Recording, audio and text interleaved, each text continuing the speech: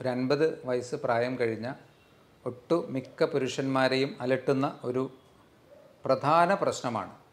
ശരിക്ക് വല്ലാതെ അവരുടെ ലൈഫിനെ ബുദ്ധിമുട്ടിക്കുന്ന ഒരു പ്രശ്നമാണ് പുരുഷന്മാരിലുള്ള പ്രോസ്റ്റേറ്റ് ഗ്രന്ഥിയുടെ വീക്കം. അൾട്രാ സോണോഗ്രാം എന്ന ടെസ്റ്റാണ്. USG വളരെ കോമൺ ആയിട്ട് നോൺ ഇൻവേസീവാണ്. അതായത് മറ്റു പാർശ്വഫലങ്ങളുമില്ല, നമുക്കൊന്നും വയറിൻ്റെ പുറത്ത് മാത്രം വെച്ച് ചെയ്യുന്നൊരു ടെസ്റ്റാണല്ലോ. അത് ചെയ്തു നോക്കിയാൽ തന്നെ ഒരുവിധം ആൾക്കാരിലൊക്കെ ഈ പ്രോസ്റ്റേറ്റ് ഗ്രന്ഥിയുടെ വീക്കം, അതിൻ്റെ ഗ്രേഡ് ഒക്കെ നമുക്ക് മനസ്സിലാക്കാൻ കഴിയും.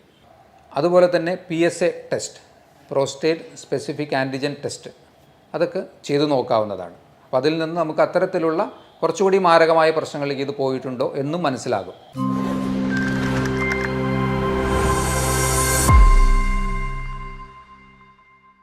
ഹലോ ഫ്രണ്ട്സ്, ഞാൻ ഡോക്ടർ അഭിരാം.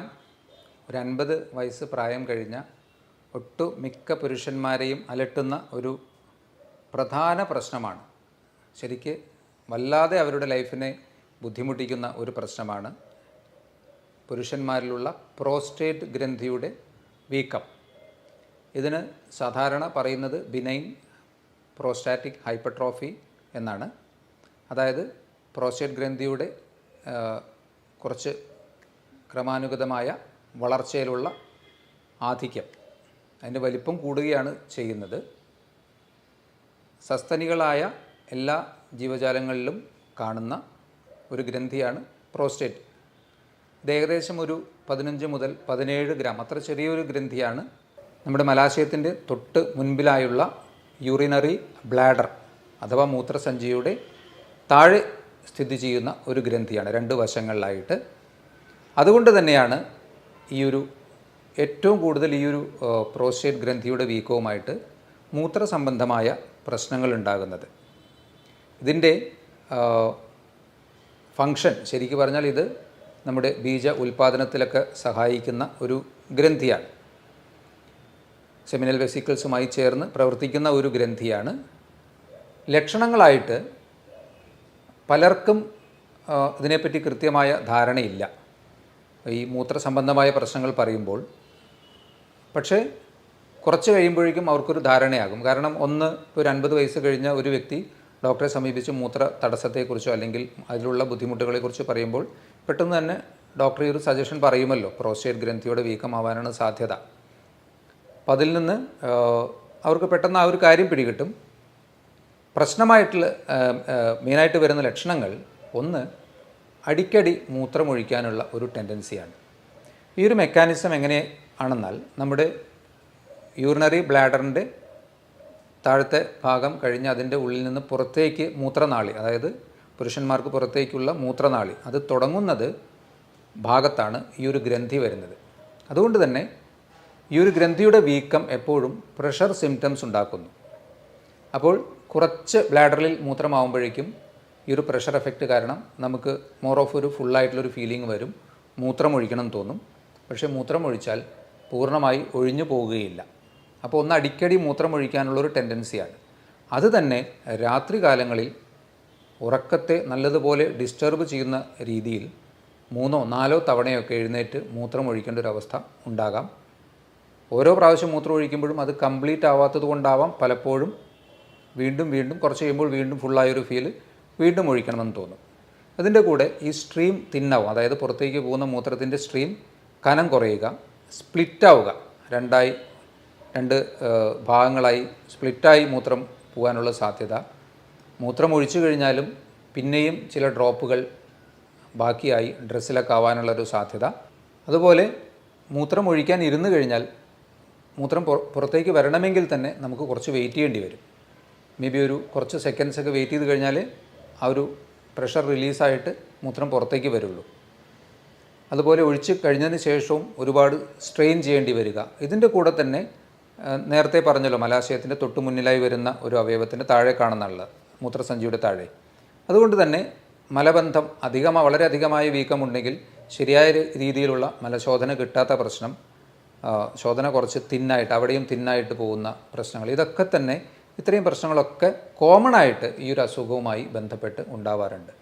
ഇത് symptoms person to person vary ചെയ്യാം. ശരിക്കും ഈ വീക്കവും ലക്ഷണങ്ങളുമായിട്ടൊരു ഡയറക്റ്റ് കോറിലേഷൻ ഉണ്ടായിക്കൊള്ളണമെന്നില്ല. ചെറിയ വീക്കമുള്ളവർക്ക് കൂടുതൽ പ്രശ്നങ്ങളുണ്ടാകാം, കൂടുതൽ വീക്കമുള്ളവർക്ക് ഒരുപക്ഷെ മിനിമൽ പ്രശ്നങ്ങളെ ഉണ്ടാവാനും സാധ്യതയുള്ളൂ. അതിന് അങ്ങനെ ഡയറക്റ്റ് റിലേഷൻ പറയാൻ പറ്റില്ല. ഇനി ഇതിൻ്റെ കൂടെ ചില അവസരങ്ങളിൽ ഈ പ്രോസ്റ്റേറ്റിന് ഇൻഫ്ലമേഷൻ വന്ന് ചിലപ്പോൾ രക്തം കലർന്ന മൂത്രം പോകാനുള്ള സാധ്യതയുണ്ട്. അതുപോലെ തന്നെ ഏറ്റവും സിവിയറായിട്ടുള്ള ഒരു സ്റ്റേജിൽ തീരെ മൂത്രം പോകാത്ത ഒരവസ്ഥയും ഉണ്ടാകാം, കംപ്ലീറ്റ് ബ്ലോക്കേജ് ഓഫ് യൂറിൻ, അങ്ങനെയും ഉണ്ടാവാൻ സാധ്യതയുണ്ട്. അപ്പോൾ ഇതിൻ്റെ കോമൺ ആയിട്ടുള്ള സിംറ്റംസ് ഇതൊക്കെയാണ്. ഏറ്റവും ബുദ്ധിമുട്ടിക്കുന്നത് രാത്രി കാലങ്ങളിലുള്ള അടിക്കടി മൂത്രം ഒഴിക്കേണ്ടി വരുന്ന പ്രശ്നമാണ്. ഇത്തരത്തിലുള്ള പ്രശ്നങ്ങൾ ഉണ്ടാകുമ്പോൾ അതെപ്പോഴും ഒരു 50 ഇയേഴ്സ് കഴിഞ്ഞ ഒരു വ്യക്തിക്ക് നമുക്ക് അങ്ങനെ ചിന്തിക്കാമെങ്കിലും ഇത് കൂടാതെയും ഇതുപോലെയുള്ള സിമിലർ ആയിട്ടുള്ള പ്രശ്നങ്ങൾ വരാം. For example urinary tract infection കൊണ്ടുവരാം. അതുപോലെ തന്നെ ഈ ബ്ലാഡറുമായി റിലേറ്റഡ് ആയിട്ടുള്ള എന്തെങ്കിലും സർജറി അല്ലെങ്കിൽ അബ്ഡോമിനൽ സർജറി കഴിഞ്ഞവർക്ക് അതിൻ്റെ പാർശ്വഫലങ്ങളായിട്ട് ഇത്തരത്തിലുള്ള പ്രശ്നങ്ങൾ വരാൻ സാധ്യതയുണ്ട്. ഇതിലുപരി ചിലപ്പോൾ പ്രോസ്റ്റേറ്റ് ഗ്രന്ഥിയുടെ ക്യാൻസർ മൂലവും, ഇതും വളരെ കോമൺ ആയിട്ടുള്ളൊരു കണ്ടീഷനാണ്, പ്രോസ്റ്റേറ്റ് ഗ്രന്ഥിയുടെ ക്യാൻസർ മൂലവും ഇത്തരത്തിലുള്ള സിംറ്റംസ് ഉണ്ടാകാം. അപ്പോൾ ഇതിൽ നിന്നൊക്കെ നമുക്കൊന്ന് വേർതിരിച്ചറിയണമല്ലോ. അപ്പോൾ അതിന് ഏറ്റവും സിമ്പിളായിട്ട് ചെയ്തു നോക്കാവുന്ന ഒരു ടെസ്റ്റ് എന്നുള്ളത് അൾട്രാ സോണോഗ്രാം എന്ന ടെസ്റ്റാണ്. USG വളരെ കോമൺ ആയിട്ട് നോൺ ഇൻവേസീവാണ്. അതായത് മറ്റു പാർശ്വഫലങ്ങളുമില്ല, നമുക്കൊന്നും വയറിൻ്റെ പുറത്ത് മാത്രം വെച്ച് ചെയ്യുന്നൊരു ടെസ്റ്റാണല്ലോ. അത് ചെയ്തു നോക്കിയാൽ തന്നെ ഒരുവിധം ആൾക്കാരിലൊക്കെ ഈ പ്രോസ്റ്റേറ്റ് ഗ്രന്ഥിയുടെ വീക്കം, അതിൻ്റെ ഗ്രേഡ് ഒക്കെ നമുക്ക് മനസ്സിലാക്കാൻ കഴിയും. അതിൽ തന്നെ റെസിഡ്യുവൽ യൂറിൻ, അതായത് മൂത്രം ഒഴിച്ചതിന് ശേഷം വീണ്ടും സ്കാൻ എടുക്കുമ്പോൾ എത്രത്തോളം മൂത്രം അതിൽ കെട്ടി നിൽക്കുന്നുണ്ട് എന്നുള്ളത് നമുക്ക് മനസ്സിലാക്കാൻ കഴിയും. അപ്പോൾ സിമ്പിളായിട്ട് ഡയഗ്നോസ് ചെയ്യാവുന്ന ഒരു അസുഖവുമാണ്. ലക്ഷണങ്ങൾ തന്നെ ധാരാളമാണ്. ഇനി അതല്ല, അതിൻ്റെ അപ്പുറത്തേക്ക് അതിൻ്റെ ഗ്രേഡൊക്കെ മനസ്സിലാക്കണമെങ്കിൽ സിമ്പിളായിട്ടുള്ളൊരു അൾട്രാസൗണ്ട് ടെസ്റ്റ് ചെയ്ത് നോക്കിയാലും മതി. ഈ ഒരു അസുഖം കൂടുതൽ പ്രശ്നങ്ങൾ ഉണ്ടാക്കാൻ സാധ്യതയുള്ള ഒരു ഗ്രൂപ്പ്, ഒന്ന് ഏജ് അഡ്വാൻസ് ചെയ്യുന്നതിനനുസരിച്ചിട്ട് ഈ ഒരു ഗ്രന്ഥിയുടെ വീക്കം കുറച്ച് കൂടി വരാനും ബുദ്ധിമുട്ടുകൾ കൂടാനുമുള്ള സാധ്യതയുണ്ട്. അപ്പോൾ ഏജ് ഒരു ഫാക്ടറാണ്. 2, ഫാമിലി ഹിസ്റ്ററി ഓഫ് ഇത്തരത്തിലുള്ള പ്രോസ്റ്റേറ്റ് അസുഖങ്ങൾ പെട്ടെന്ന് വരാൻ ടെൻഡൻസി ഉള്ളവർക്ക് അത് കൂടുതൽ ബുദ്ധിമുട്ടുണ്ടാക്കാം.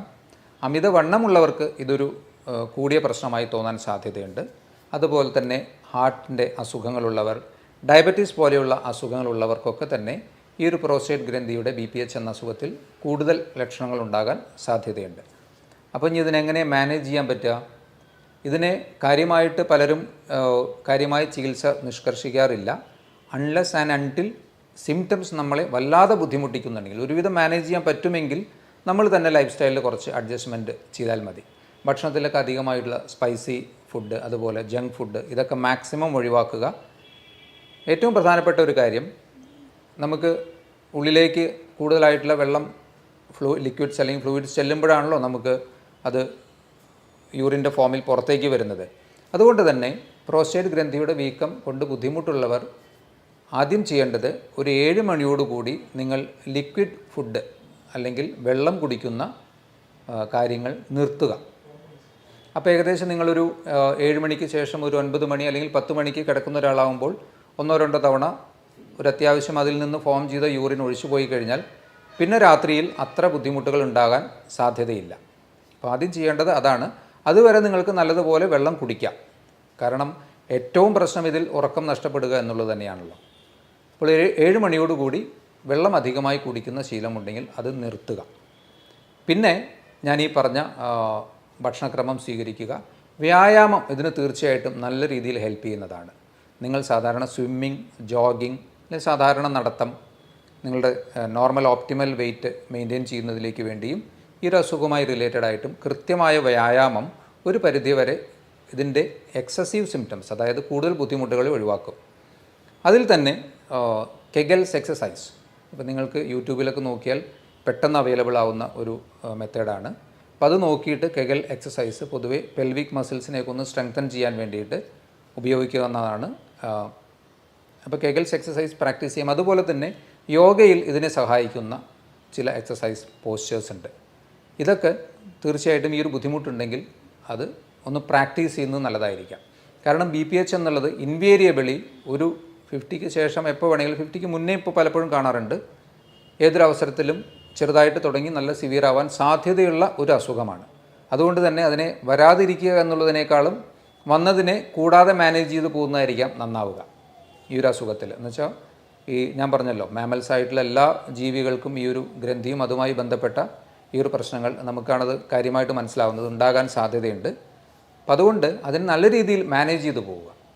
ഇത്രയും കാര്യങ്ങൾ ചെയ്തു കഴിഞ്ഞാൽ അതിൻ്റെ ആ ഒരു നമുക്ക് മെഡിസിൻ കഴിക്കേണ്ട അവസ്ഥയിലേക്കൊന്നും പലപ്പോഴും പോകേണ്ടി വരില്ല. ഇനി പലപ്പോഴും പ്രോസ്റ്റേറ്റ് ഗ്രന്ഥിയുടെ അമിതമായ ലക്ഷണങ്ങൾ കാണിക്കുകയാണെങ്കിൽ നിങ്ങൾ തീർച്ചയായിട്ടും അൾട്രാസൗണ്ട് ചെയ്ത് നോക്കണം. കാരണം അപൂർവമായി പ്രോസ്റ്റേറ്റ് ക്യാൻസറൊക്കെ ആണെങ്കിൽ നമുക്കത് കണ്ടുപിടിക്കപ്പെടാതെ പോകാനും പാടില്ലല്ലോ. അതും വളരെ കോമൺ ആയിട്ടുള്ള ഒരു കണ്ടീഷനാണ്. ഈ പ്രോസ്റ്റേറ്റ് ക്യാൻസർ കോമൺ ആയിട്ട് പുരുഷന്മാർക്ക് വരുന്നൊരു പ്രശ്നമാണ്. അതുപോലെ തന്നെ PSA test, prostate specific antigen test, അതൊക്കെ ചെയ്തു നോക്കാവുന്നതാണ്. അപ്പോൾ അതിൽ നിന്ന് നമുക്ക് അത്തരത്തിലുള്ള കുറച്ചുകൂടി മാരകമായ പ്രശ്നങ്ങളിലേക്ക് ഇത് പോയിട്ടുണ്ടോ എന്നും മനസ്സിലാകും. ഇത്രയും കാര്യങ്ങളാണ് ഈ പ്രോസ്റ്റേറ്റ് ഗ്രന്ഥിയുമായി നിങ്ങൾക്ക് ശ്രദ്ധിക്കാനും അറിയാനുമായി പറയാനുള്ളത്. ഇതുപോലുള്ള മറ്റൊരു വീഡിയോയുമായി വീണ്ടും കാണാം. ബൈ.